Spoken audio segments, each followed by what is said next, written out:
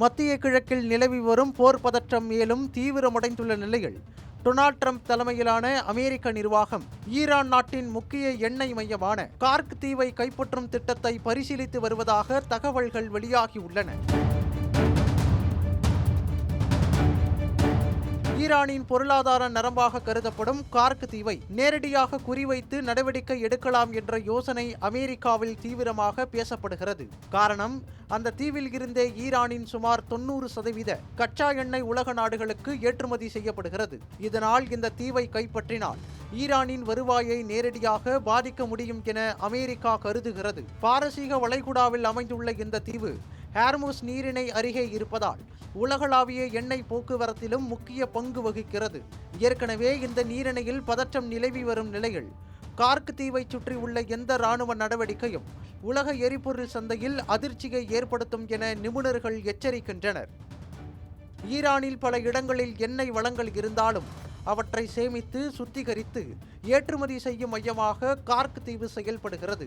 பல்வேறு எண்ணெய் களங்களில் இருந்து பைப்லைன் மூலமாக கொண்டுவரப்படும் கச்சா எண்ணெய் இங்கு சேமிக்கப்படுகிறது. அங்கிருந்து பெரும் எண்ணெய் கப்பல்கள் மூலம் சர்வதேச சந்தைகளுக்கு அனுப்பப்படுகிறது.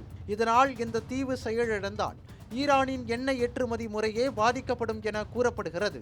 இந்த தீவின் முக்கியத்துவத்தை சர்வதேச உளவு அமைப்பான கண்ட்ரோல் இன்டெலிஜென்ஸ் ஏஜென்சி கூட பல ஆண்டுகளுக்கு முன்பே சுட்டிக்காட்டியுள்ளது.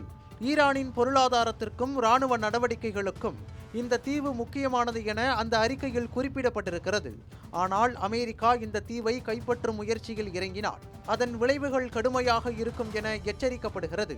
ஈரான் பதிலடி நடவடிக்கையாக சவுதி அரேபியா உள்ளிட்ட வளைகுடா நாடுகளில் உள்ள எண்ணெய் கிடங்குகள் மற்றும் இராணுவ தளங்களை குறிவைத்து தாக்குதல் நடத்தலாம் என அச்சமும் ஒரு பக்கம் நிலவுகிறது. இதற்கிடையில் இந்தியாவுக்கான இஸ்ரேல் தூதர் ருவேன் அசார் ஈரானுக்குள் நேரடியாக நுழையும் நோக்கம் அமெரிக்காவுக்கும் இஸ்ரேலுக்கும் இல்லை என்றும் ஆட்சி மாற்றமே முக்கிய குறிக்கோள் என்று தெரிவித்துள்ளார். இஸ்ரேல் தூதர் ருவேன் அசாரின் இந்த கருத்து நிலைமை இன்னும் எவ்வளவு சிக்கலாக மாறக்கூடும் என்பதை காட்டுவதாக கூறப்படுகிறது.